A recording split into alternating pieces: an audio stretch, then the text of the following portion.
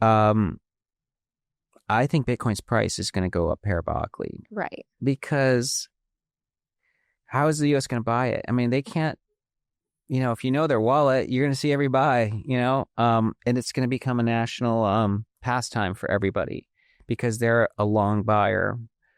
I think it's going to be easier for them to buy large holders of Bitcoin. Maybe even give tax amnesty, right? That's why they're saying it's tax-free. We won't tax capital gains. They'll do everything they can to try to acquire Bitcoin. Maybe, but MicroStrategy has a sovereign put. They have 600,000 Bitcoin. That's the easiest way to get to 1 million Bitcoin. Tom Lee dives into corporate Bitcoin boom, bold market strategy, and Bitcoin hitting $1 million. Stay tuned to uncover it all.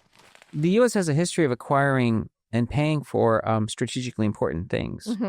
They just did so with the rare earths. I mean, the Pentagon deal with MP, I feel like it's not nationalizing it, but it's a strategic move.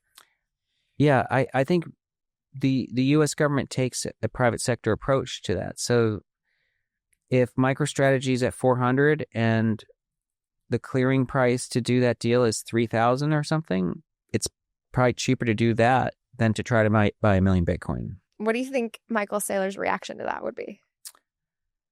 I'm not Michael Saylor, but I know that his personal holdings of Bitcoin he'll never sell, right? And he'll let them essentially become, he'll help permanently help Bitcoin's legacy because he'll just let the keys expire with him. But for MicroStrategy shareholders, he might have a different view because at the end of the day, he'll probably weigh where he can get MicroStrategy versus someone making a hostile takeover bid. Bitcoin's steady climb has taken it to a fresh 10-day high, crossing the $118,000 mark and briefly touching $118,500 earlier today. This latest move comes after a shaky start to August, when BTC dropped to a multi-week low of $112,000 just 3 days in. That slump was fueled by mounting geopolitical tension, including reports of nuclear submarine movements among major powers. The downturn didn't last long. Bitcoin began bouncing back almost immediately, regaining strength, and by Friday was testing $117,000. While sellers tried to hold the line there, bullish momentum took over on Saturday, breaking through resistance and keeping upward pressure into Sunday. Even after pulling back slightly, BTC remains about 1% higher on the day, pushing its market cap to $2.355 trillion and boosting its dominance to 58.4%. Altcoins have been mixed.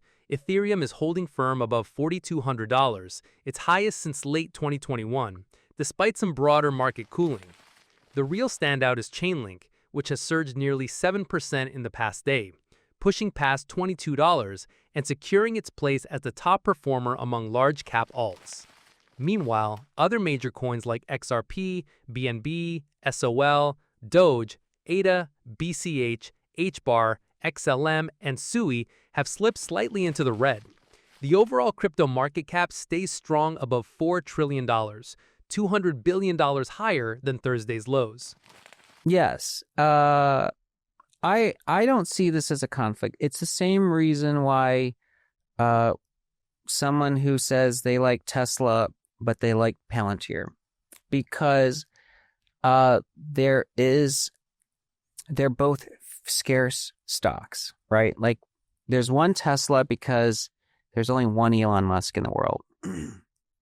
And there's only one Palantir because while it's not completely clear exactly how Palantir transforms companies, you can see whether it's a hospital in Michigan or wherever, they are really providing superhuman powers to a business.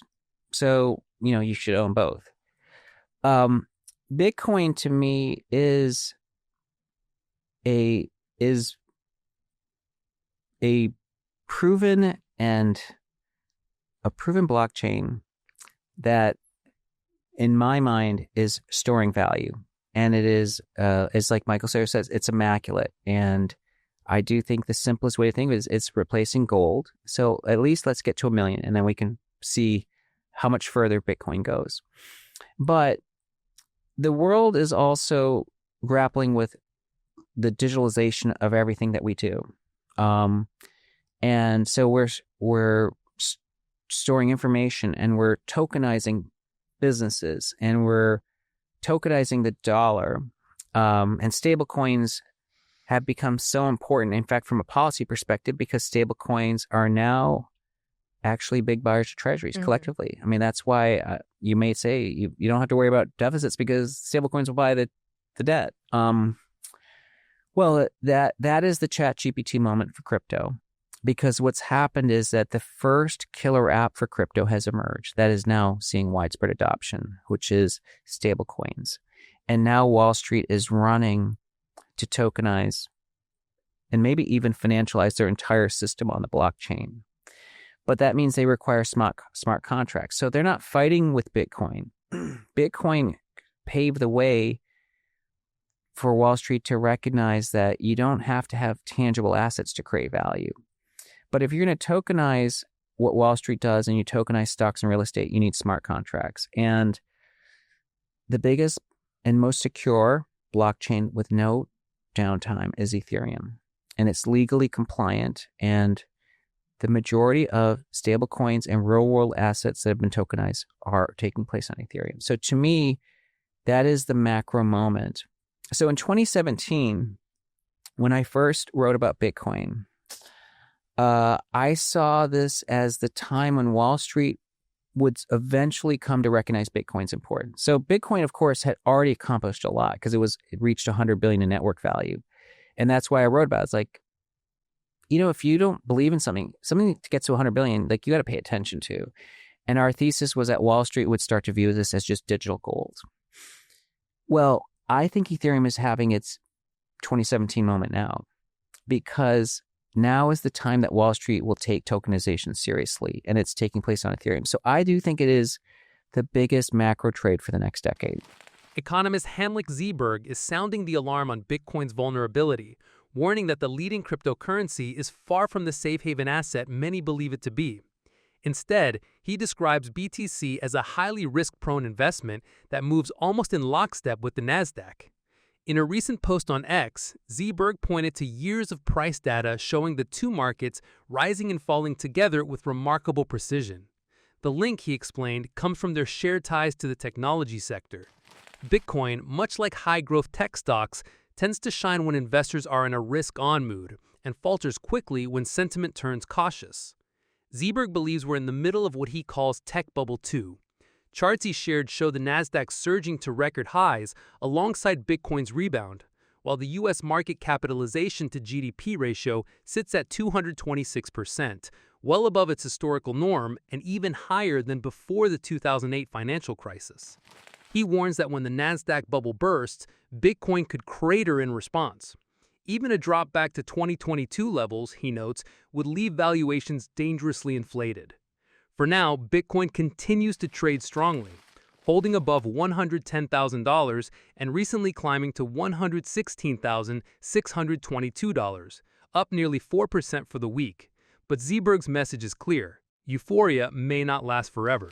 If you have been watching so far, thank you so much for watching, and do not forget to subscribe to Bitcoinzilla for daily news, all for free. That's all for today's video. Until next time.